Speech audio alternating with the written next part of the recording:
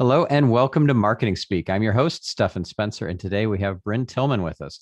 Brynne is the LinkedIn Whisperer and CEO of Social Sales Link. For over a decade, she's been teaching entrepreneurs, sales teams, and business leaders how to leverage LinkedIn for social selling. As a former sales trainer and personal producer, Brynne adopted all of the traditional sales techniques and adapted them to the new digital world. She guides professionals to establish a thought leader and subject matter expert brand, find and engage the right targeted market, and leverage clients and networking partners for warm introductions into qualified buyers. Brynne, it's so great to have you on the show. Oh, Stephan, thank you very much for having me. I appreciate it. Yeah, so let's talk about how to incorporate some sales techniques into your business and things that you're probably not already doing. So what are a few examples of things that folks who are listening probably aren't doing from a sales standpoint? Well, thanks for that question. Typically, when I talk about sales, I'm actually aligning that with LinkedIn. So let's talk about a few things that people aren't doing on LinkedIn that really could be helping them. There are really five, I would say, buckets that all salespeople should focus on, or maybe even a framework.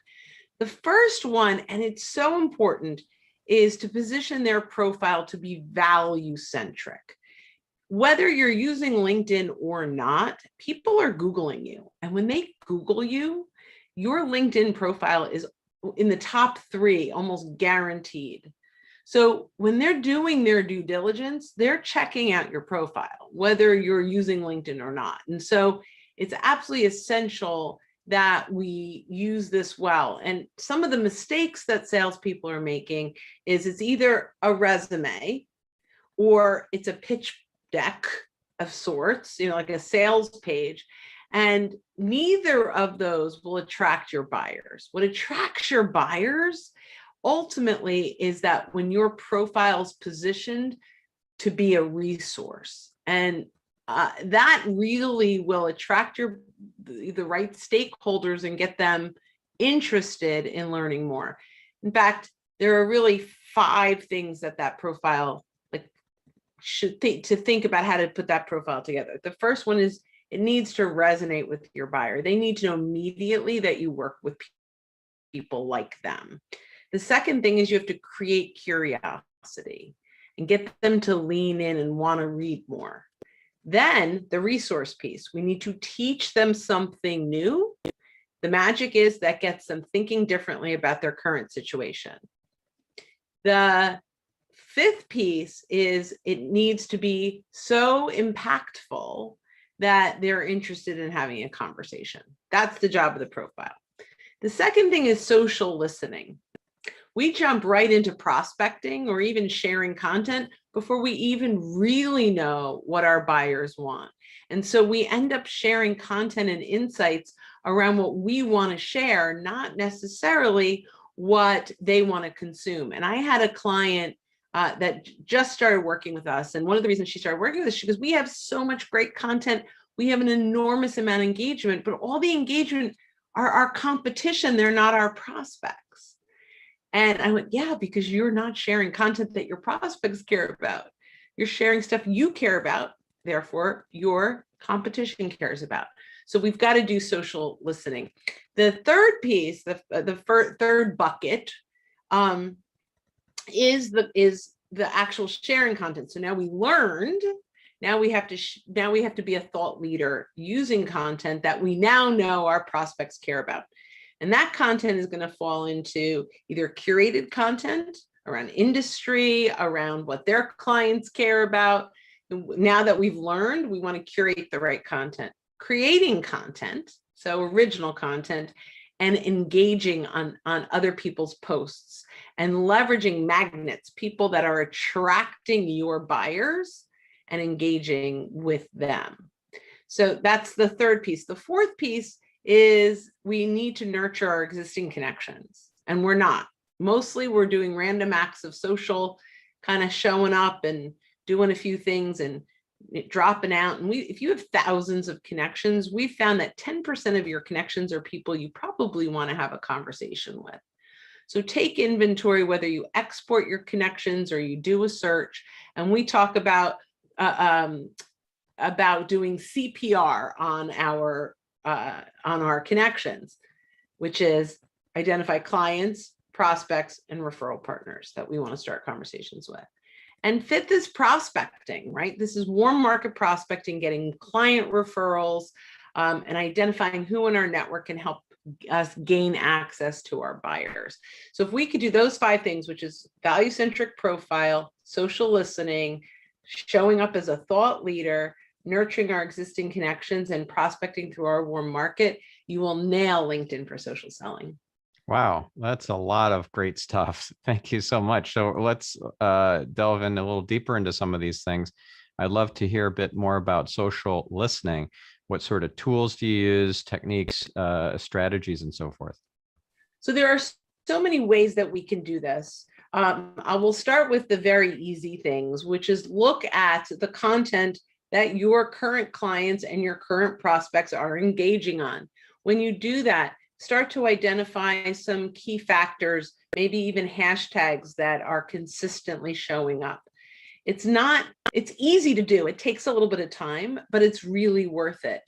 The next thing you could do is set up Google alerts that with keywords that that content represented, so that you can get content fed to you. You can also use a tool. I use feedly.com, and I put those keywords and I find websites and blog posts and community leaders that are consistently sharing that kind of content that we've identified.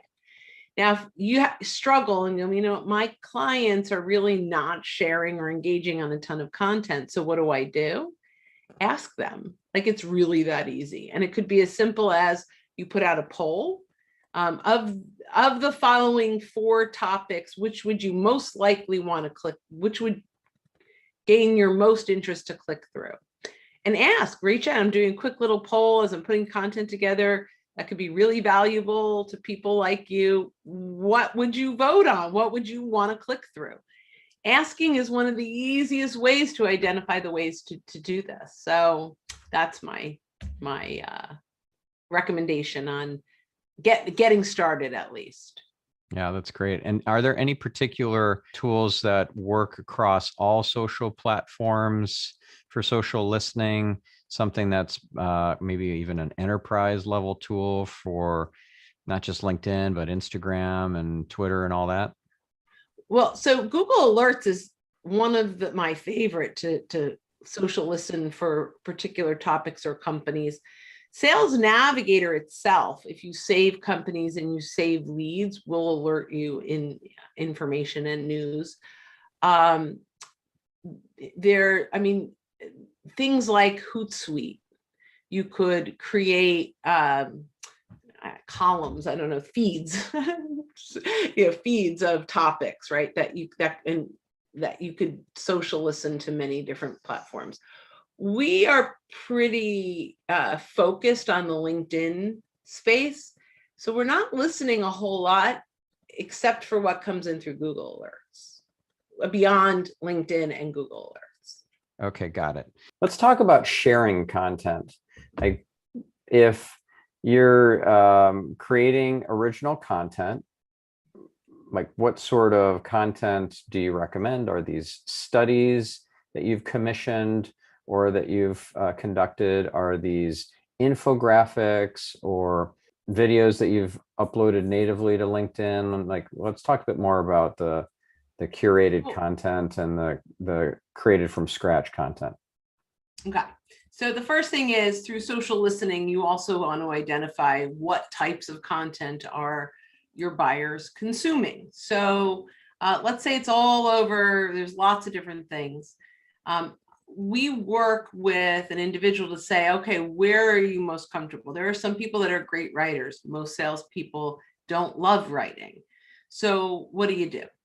Most salespeople are talkers, right? So I recommend you get a topic a week and you get into Zoom. And if you have any kind of paid Zoom account, you can check, I want the transcription. Otherwise, you can upload any video to otter.ai and get the transcription.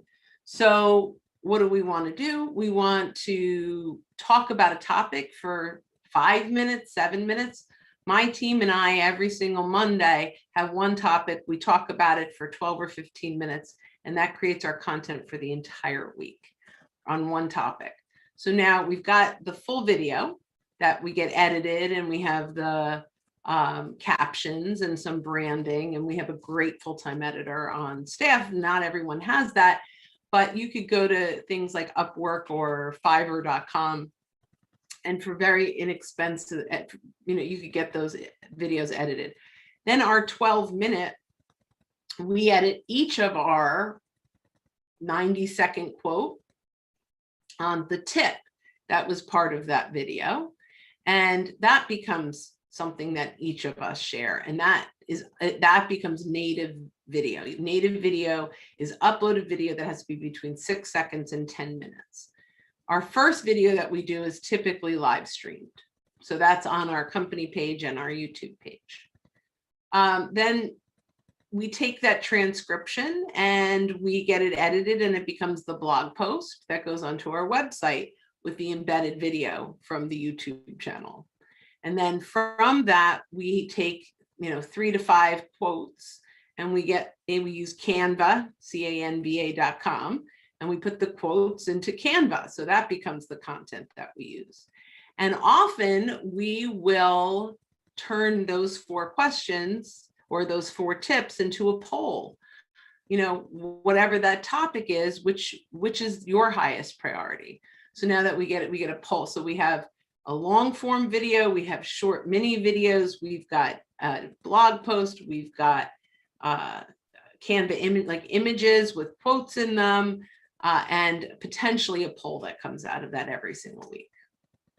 Wow, that's great. And I'll include an example of each of those from your LinkedIn presence in the show notes, so that our listener can take a look.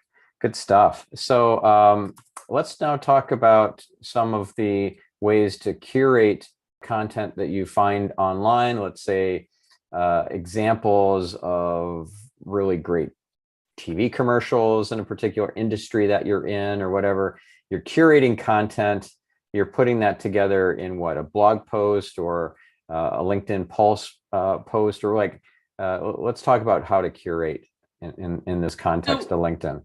If you're curating, it's typically not going to be published. So LinkedIn Pulse, which is literally posting a blog post inside of LinkedIn. So if you don't have a blog post on your website, you can actually post a long form blog post on LinkedIn. Formerly Pulse, now it's called Articles. That's original content typically, unless you're doing the top 5 books in your industry, or top 5 if you're a banker, top 5 articles on understanding PPP, or whatever it might be. That would be curating. But when you talk about putting out a LinkedIn article, it's really typically original content. So just be careful that you're not doing people expect your original content from there. So curation, it's based on a topic, right? And so if there's a particular topic that you are looking to get out into the world, by pulling in some content, typically that's going to get shared in a post. Now, once you've posted it, just because you put it out into LinkedIn doesn't mean you're going to get a ton of people. So I say you get it into your newsfeed, but also get it into the inbox of particular people. So Stephan, I just posted an article from Forbes on ABC. As an entrepreneur and a coach, I thought you might get some great value from it. Here's a link, or you can even ask permission to send a link. And so you want to drive traffic specifically, and that comes into the nurturing your existing connections.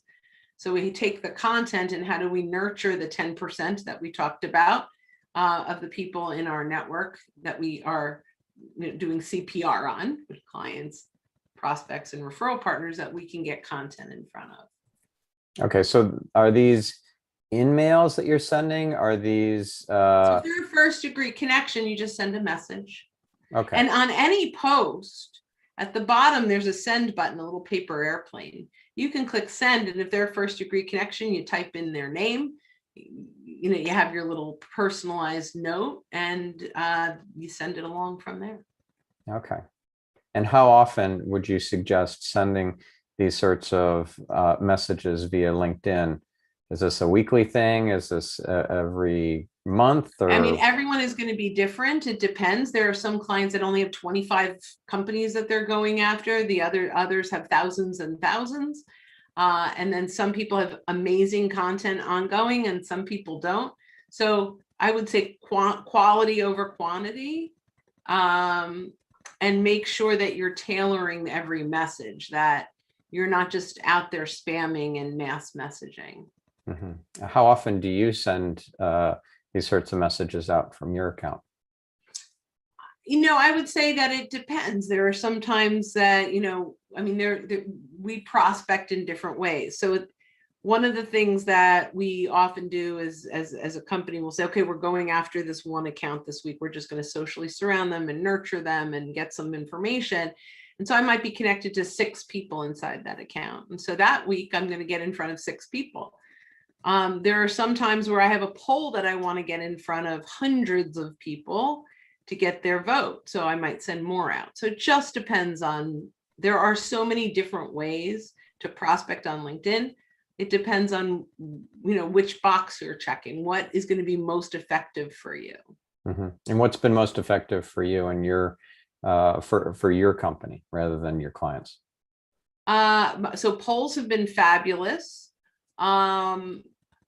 And getting original content. So we have a piece, our most popular piece in the last year or so is a day in the life of a social seller. And so that's been very well received. We also connect that to a link inside Sales Navigator for teams or enterprises, which is called Smart Link. So I can see every single person that's clicking on it. So I don't need an opt-in, but I get to see prospects, and that's been very effective. Oh, nice. So how do you do the polls in a way that helps you move them down the buyer journey? Well, you have to make sure that the poll is doing 2 things. 3, I guess. The first thing is it's got to attract them in and say, ooh, that resonates with me and creates curiosity. We talked about that for the profile, but that's here too. And it has to encourage them to want to vote. And then the vote needs to lead to a conversation. So that we have a formula, and I don't have it up here, but it's really start with an outside stat. 74% of da da da da da. We're doing our own little study to see how this plays in our network, right? And then then it doesn't feel like you're spamming them. It's based on another study.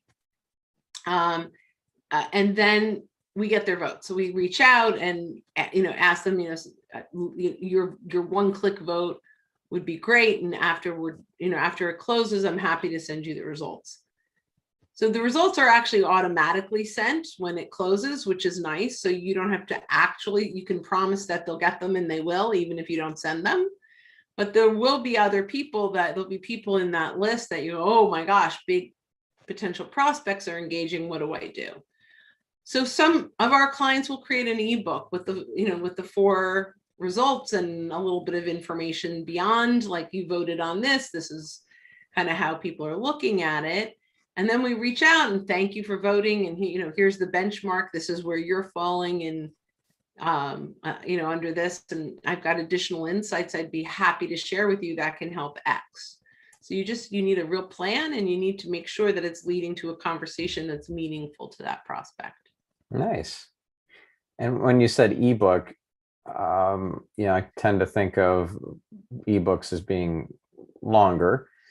We do 6-page ebooks. Okay, those are pretty short. Yeah. I mean, it may be 7. So you have the title, then you have a description. The title page makes it 7. So your title page, first page is, here was the poll. This is why I ran the poll. Here were the questions of the poll. And in LinkedIn, you only get 4 choices. So, and then, choice number 1 was 31%. And then you talk, now you get a chance to educate them around the question that was asked in that particular answer. So they have 4 more pages, and then you have an end page with your contact information and a call to action. I see. And what's the benefit of doing this as an ebook rather than, I don't know, just not doing it on? What's the magic here? It doesn't take very long. It makes them think that this was really serious, that you were taking it seriously. You educate them beyond, like, so whether it's on challenges or, you know, and you're providing value that gets them to see your subject matter expertise. There's a lot that goes, you know, that really comes out of that. Got it. Now you mentioned challenges. Are you doing challenges like 5 days, 7 day, that sort of thing? Oh, I meant the challenges they're facing in their business. We do challenges with our clients occasionally. There are a lot of people, I don't know if you know Larry Levine and Daryl Amy, they do the social selling from the heart, sorry, not social selling from the heart challenge, authentic sales challenge. It's amazing. So there's a lot that we engage with, but we don't typically run our own, not yet. Got it. Okay. Now I'm curious whether you're using Sales Navigator in your own prospecting, or Absolutely. if you're just, okay, so it's not just teaching your clients how to use Sales Navigator, you're using it yourselves to prospect. Yeah, I used to say I'd pay Sales Navigator before I pay my mortgage, and now I say I pay Sales Navigator because it pays my mortgage. Cool. And in what way? Like how? Oh, it's so powerful. The filters, the alerts that tell you what's going on inside of your leads, that gives you dozens of ways to start conversations. I mean, it's just incredible. And we use it collaboratively. So for example, we have a webinar and we have 700 people register and 400 people show up. And we have an assistant who will go in and find all those people on LinkedIn and save them to a list. With Sales Navigator, she can share that list with Bill McCormick, who's, you know, my partner, and she can share that list with him, who really leads the sales efforts. And it's just much easier and an appropriate way to have some shared effort that follows LinkedIn's guidelines. Yeah, let's talk about LinkedIn's guidelines, because there's a lot of software out there that does stuff like automating LinkedIn outreach and pretending to be awful human at a keyboard sort of thing, and that runs the risk of getting banned, kicked out of LinkedIn, right? Not only that, it runs the risk of ruining your connection relationships and ruining your reputation beyond. I mean, look, people can tell today. And even if they respond, half the time the responses are off. So if someone sends a message to me and I'm not sure if it's automated or not, I don't accept, I reply. And I'll say, thanks so much for the connection request. May I ask how you found me? And they have an automatic reply to that doesn't even answer my question.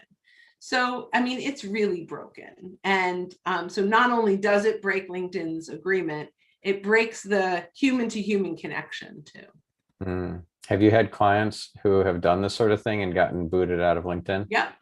Mm-hmm. Is there a way back in, or are they just? There is. It's usually a 3 strikes, you're out. So what happens if they've gotten 3 strikes? They lose their account forever. Yeah. So I only know one person that's lost it forever. Wow. I do know someone that can't invite any more people. Wow. Like, yeah. And, you know, because he broke the agreement too many times. Right. So the connections he has is all he's got. They can invite him and he can accept, but he can't reach out to anyone new. I see. Yeah. So you got to treat these terms and conditions seriously, because yeah, you're playing on someone else's playground. You know, they have rules. Yeah. No running by the pool. With scissors. With scissors, right? So earlier in our conversation, you talked about random acts of social, but just kind of mentioned that briefly. I'm curious what you see as kind of worst practices in that regards. Well, the worst practices are not the random acts. The worst practices are the intentional acts that are made either out of ignorance or desperation. So connect and pitch, which is a bait and switch, is a really bad one.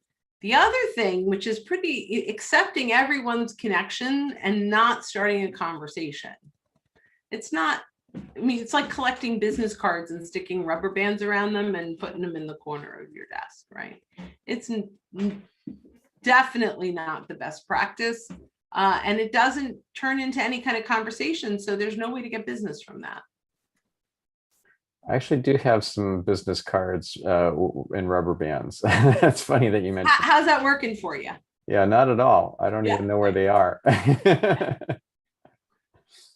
Oh, let's talk about connect and pitch. I get these all the time and it annoys the heck out of me.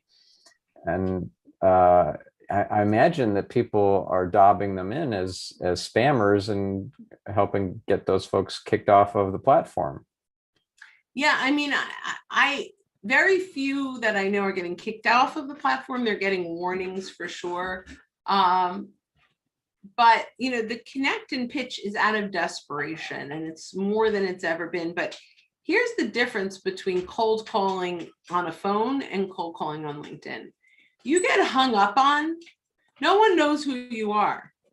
But when you cold call on LinkedIn, they see your name, your logo, your company name, and you're doing damage, like real damage. And so they may say, hey, it works. We connected with 250 people and I got 3 calls.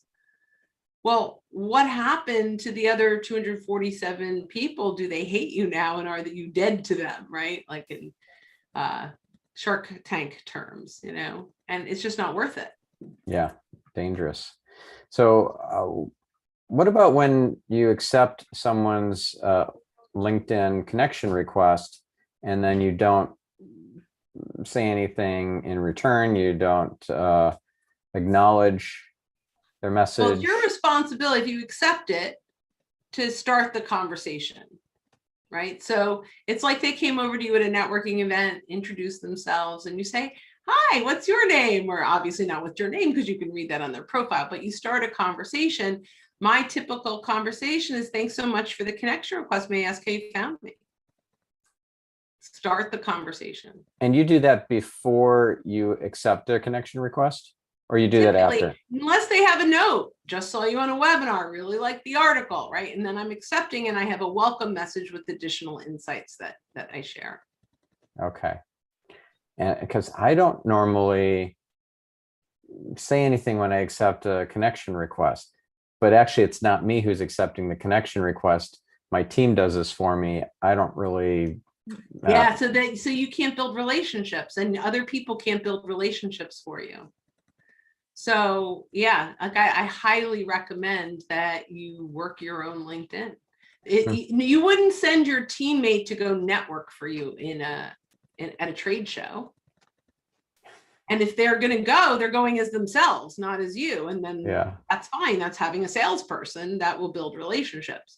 But they're not going to show up at a networking event and introduce themselves as you. But that's really what's happening. Yeah, I'm kind of envisioning a networking cocktail reception, and they've got a picture of me on a board, and they're putting it above their head or in front of their face, and then they're just somebody comes up to them and then introduces themselves, and then they say approved, and then they walk away. That's exactly what's happening. You nailed it. Oh, that's awesome. Okay, so what would be a process for building rapport with somebody who's been a LinkedIn connection for a period of time, and this is somebody that you think would be an ideal client? Mm-hmm. They haven't had any interaction with you for months or even years. How do you warm them up? Is there a set of... First thing you want to do is send a video message from mobile. Okay. right? Just a quick little video message, and it might be, and by the way, and every one of your connections, if you click on their contact information, you can see the date they connected.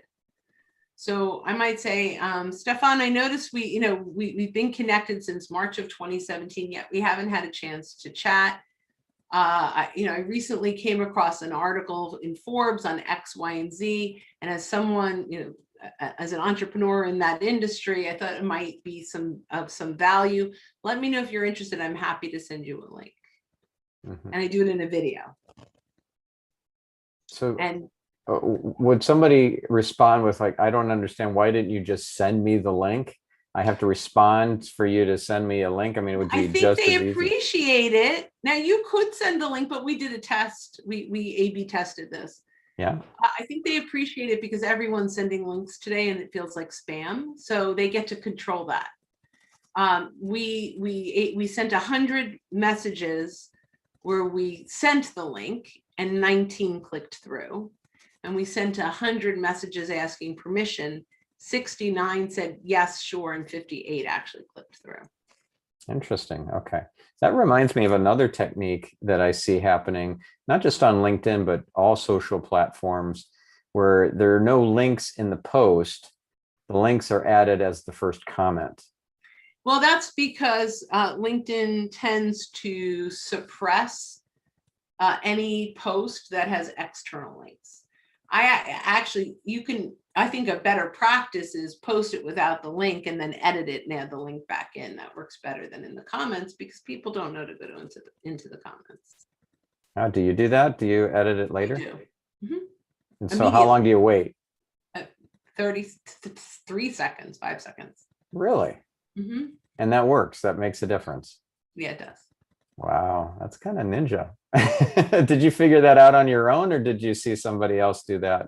God, I've been doing it so long. I don't want to take credit if it's not mine, but I've been doing it for years. So, one thing I love about my industry is we are all incredibly, we're social and we help each other, and people like Andy Foote will publish things that make us all better. And like, we really help one another elevate the industry. That's great. That's great. So do you mentor people and get mentored with a little community of LinkedIn experts, or are you just working with your clients? Yeah, no, actually, so I have a membership, like a $29 a month membership, and we have an enormous amount of competition in our membership, and we welcome them with open arms. What's great, we have 2 coaching calls every single week.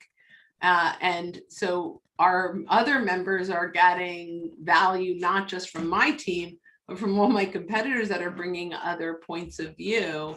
And it just makes the experience that much better. Oh, that's cool. How big is your membership site or community? So we have 3 levels of membership, and total members right now is somewhere around 2,300. Wow, congratulations. Thank you. And how long have you been doing that for? Well, we started in like August, but we really launched it in January. Of this year? Yeah. Wow. That's impressive. Yeah, and that's all 3 levels of membership. So what are the 3 levels?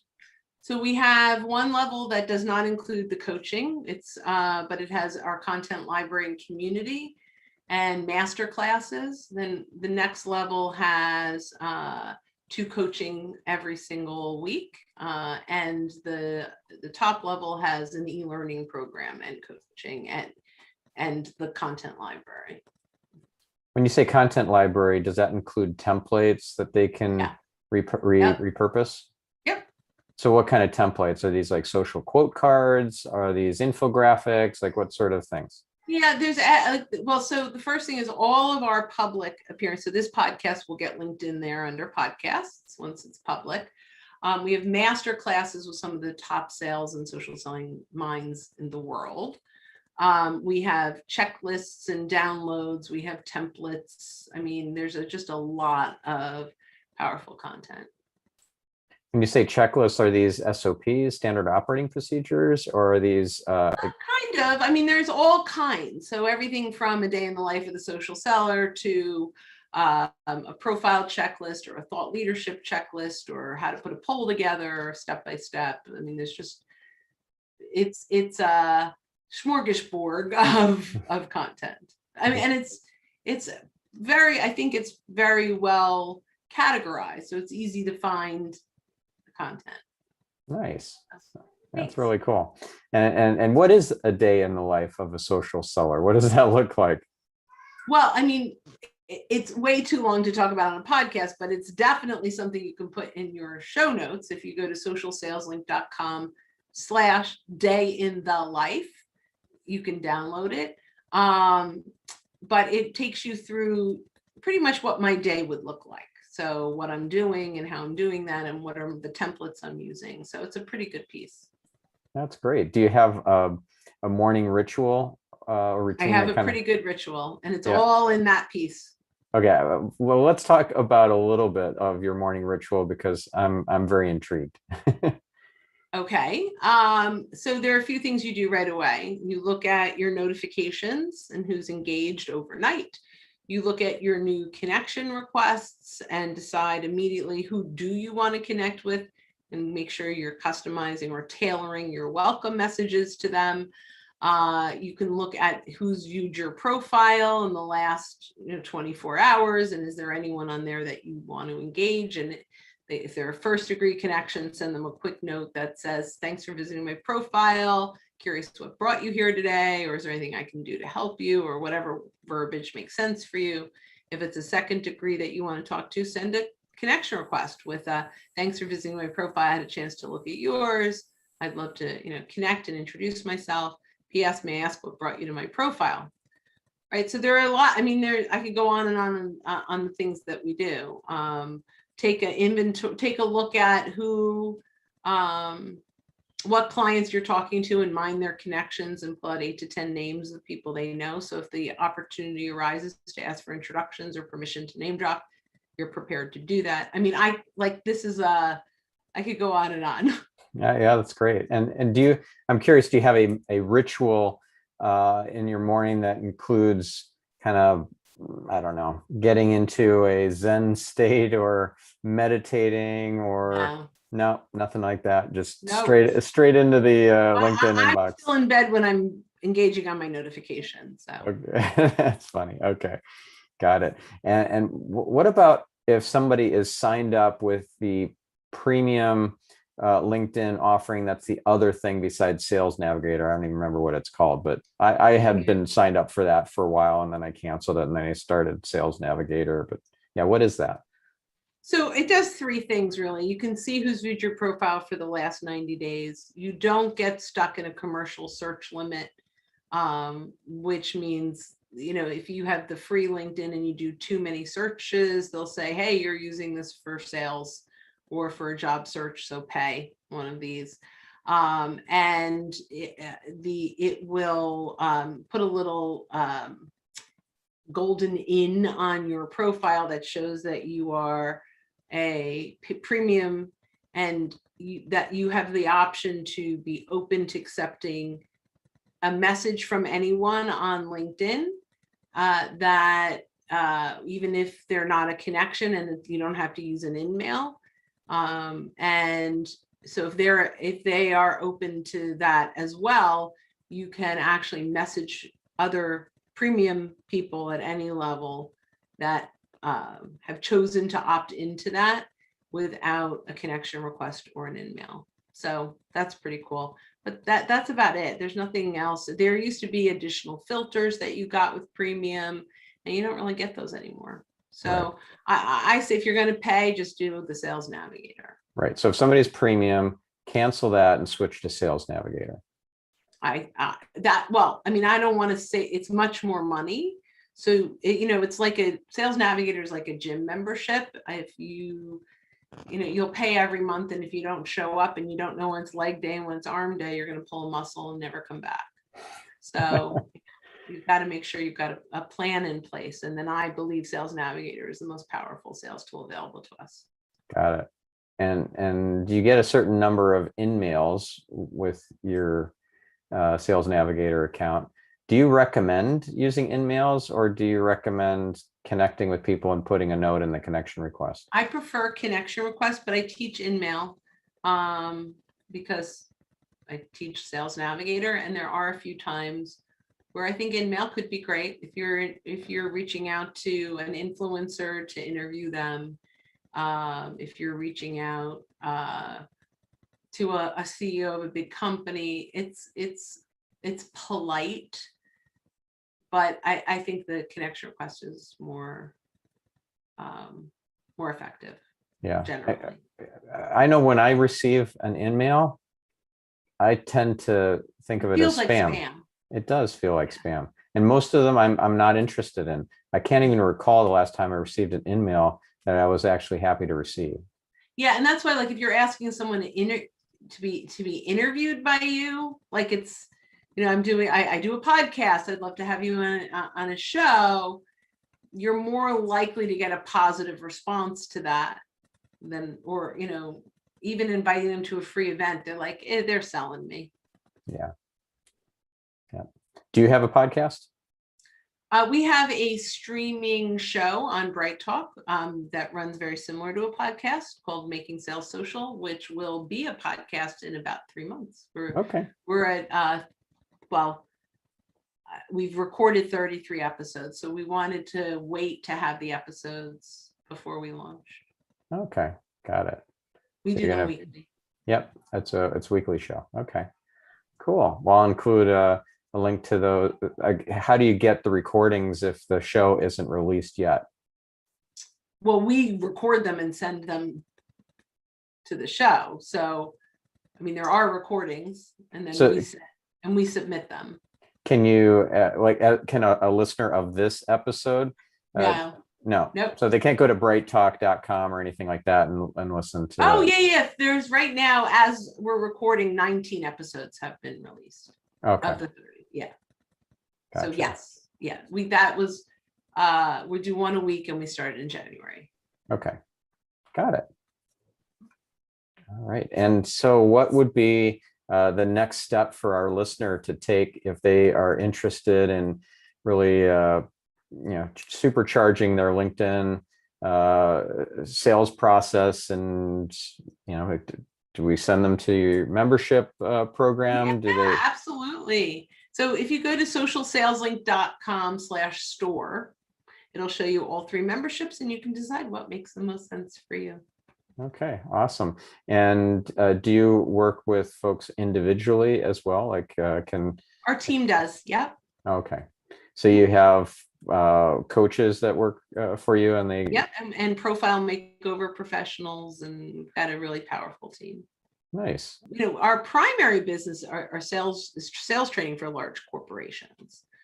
Okay. The membership was sort of our pandemic pivot, but I love it. It's also my passion project. So I really love it. But we primarily do like large corporate trainings. Got it. And what does a profile makeover look like, and how much does it cost? Generally, it starts around $500, and you get a pretty good profile for $500. There's just no past jobs. It's not for people that are looking for a job. It is for someone who's in a business development role. And you can actually go, if you go to socialsaleslink.com and click on individuals, there's a place to book a conversation with Bob Woods, who is our Chief Makeover Officer. The Chief Makeover Officer. I love it. Cool. Well, thank you so much, Brynne. And if someone wanted to follow you on LinkedIn and other social platforms, what's the best way to do that as well? Well, so I'm still the only Brynne Tillman on LinkedIn. Let me know in a note that you heard me here. I am careful at who I accept, but if you let me know that you heard me on this podcast, I will accept your connection request. And if you're on Clubhouse, which is my little addiction right now, which is an audio platform, I'm at Brynne Tillman, and follow me. Let me know that you did, and I'll follow you back, and we can chat about LinkedIn or anything sales in the Clubhouse room. That's awesome. Thank you so much, Brynne. And thank you, listener. Now we'll catch you on the next episode. And in the meantime, do something to make your LinkedIn at least 10% better. And we'll catch you on the next episode.